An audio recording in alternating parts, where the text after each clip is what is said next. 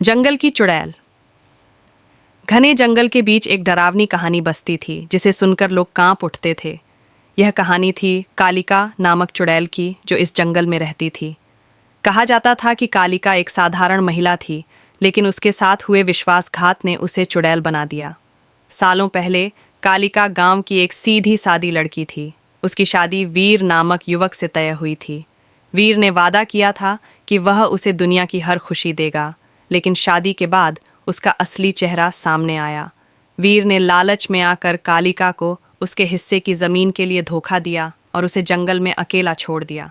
भूख, प्यास और ठंड से तड़पती कालिका की मौत हो गई। मरने से पहले उसने प्रतिज्ञा की कि वह कभी चैन से नहीं रहेगी और उन सभी को सजा देगी जो झूठ और धोखा देंगे। उसके बाद से जंगल में अजीब अजीब घटनाएं होने लगीं। जो लोग लालच, झूठ या धोखा देने के इरादे से जंगल में जाते, वे कभी वापस नहीं लौटते। गांव वालों का मानना था कि कालिका की आत्मा अब चुड़ैल बन गई है और वह अपने साथ हुए अन्याय का बदला ले रही है। एक दिन गांव में एक नया शिकारी, अर्जुन, आया।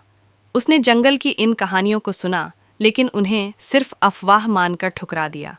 उसने सोचा, मुझे डराने के लिए ये सब कहानी बनाई गई है। अपने शिकार के दौरान उसने जंगल के गहरे हिस्से में कदम रखा। जंगल में अजीब सी सिहरन और सन्नाटा था। अर्जुन को लगा कि कोई उसे देख रहा है। अचानक उसे एक महिला की धीमी हंसी सुनाई दी। उसने पलटकर देखा तो एक लंबी काली साड़ी पहने महिला खड़ी थी, जिसकी आंखें अंगारे की तरह जल रही थीं। तुम कौन हो? अर्जुन ने डरते हुए पूछा। महिला ने धीरे धीरे उसकी ओर बढ़ते हुए कहा, मैं वही हूँ जिसे दुनिया ने धोखा दिया। तुम क्यों आए हो यहाँ? अर्जुन के हाथ से तीर कमान गिर गया। उसे अपनी गलती का एहसास हुआ। उसने घबराकर कहा, मुझे माफ़ कर दो, मैं यहाँ किसी को नुकसान पहुँचाने नहीं आया। लेकिन चुड़ैल ने हंसी में कहा, तुम झूठ बोलते हो। उसकी आवाज़ गूंजने लगी। अर्जुन ने भागने की कोशिश की, लेकिन उसके पैर जम गए। तभी उसे अपनी माँ की दी गई सीख याद आई, सच्चाई और पश्चाताप से हर समस्या का हल होता है। अर्जुन ने अपनी गलती मान ली और कालिका से माफ़ी मांगी। उसने वादा किया कि वह जंगल और निवासियों का आदर करेगा। यह सुनकर चुड़ैल का चेहरा नरम हो गया।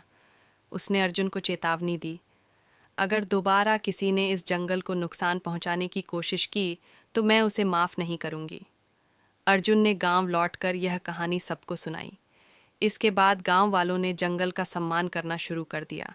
कहते हैं, कालिका की आत्मा अब भी वहां रहती है, लेकिन केवल उन लोगों को सजा देती है जो झूठ और धोखा देते हैं। इस तरह जंगल की चुड़ैल की कहानी न केवल डर, बल्कि सच्चाई और न्याय का प्रतीक बन गई।